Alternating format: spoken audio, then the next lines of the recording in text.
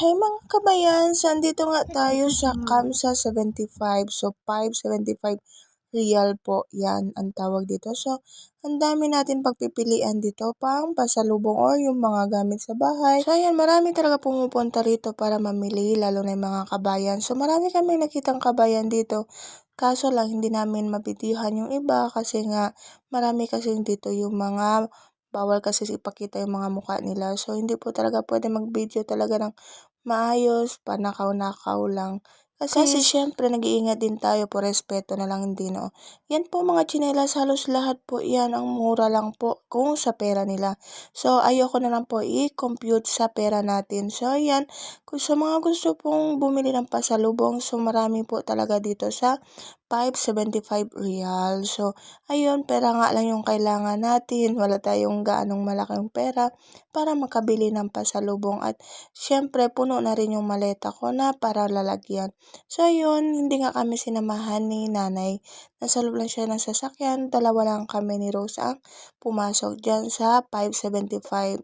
So ayan, ang tawag namin dyan is kamsa-kamsa. So ayan, pero saglit lang kami dyan sa loob, hindi kami talaga nagtagal kasi ayaw namin na magantay si nanay ng matagal. Hindi na nga siya sumama kasi nga yung paa niya hindi siya makalakad ng maayos.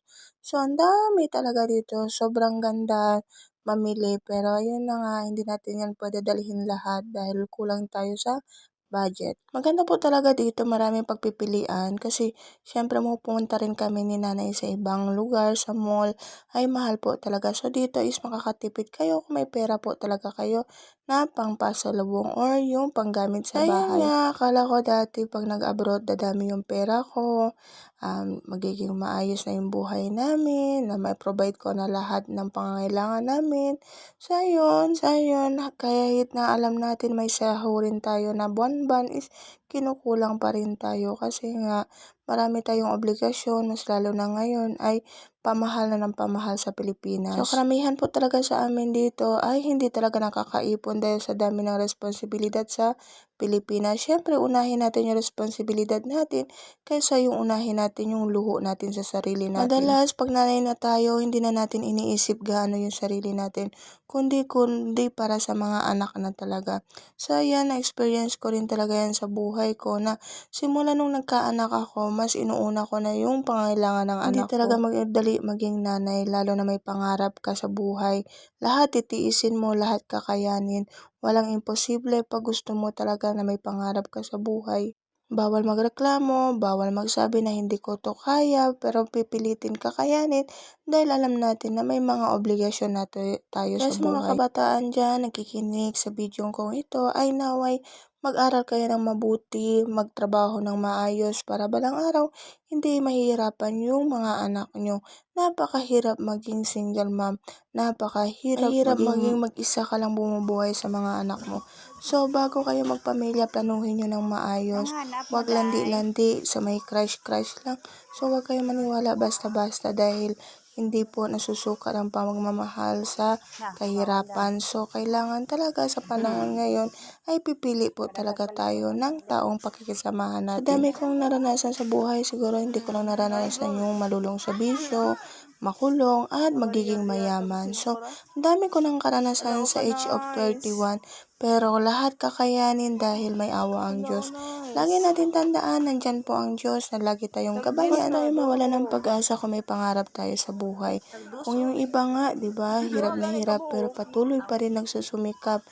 Yung mga may sakit, yung may mga pilay, may diferensya, ay pilit silang lumalaban kasi alam nila na may hangganan ang lahat ng hirap. Lahat ng hirap na dinadanas natin ay may lunas po. So, kung may problema po tayo, wag natin kalimutan na humingi ng tulong sa Panginoon. Siya po ang gagabay sa atin, siya po ang magtuturo kung ano yung kailangan at dapat natin gawin sa buhay. Walang imposible po sa mga taong may takot sa Diyos at nagtitiwala sa Kanya. Manatili tayong mabuting tao, may nakatingin man o wala, dahil may Diyos na nasa langit, nakakita sa lahat ng bagay na ginagawa natin. Hindi man tayo perfecto, marami tayong pagkukulang sa Diyos. Lagi natin tandaan, handa niya tayong tulungan tulungan kung tayo ay humihingi ng saklolo. Kaya naniniwala talaga ako na hindi ka ibabangon ng Diyos kung hindi ka madadapa. So, kailangan ka muna madapa para matuto kang bumangon. Sa experience ko sa buhay, mas lalo ako nagiging matatag, lalo na sa mga anak ko. Kasi alam ko mas nangangailangan sila ng saklolo kaysa sa akin. Kung wala ako, lagi ko iniisip paano na lang yung mga anak ko. Dahil sa awa ng Diyos, alam ko nandyan siya parati para gabayan kami ng mga anak ko.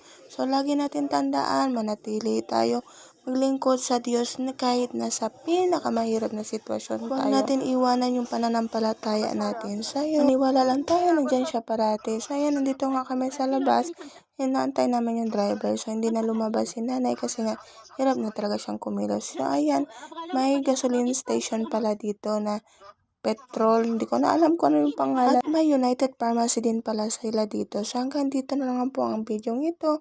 Sana ay magustuhan nyo po ito. Ay naway i-share nyo po ang video ko.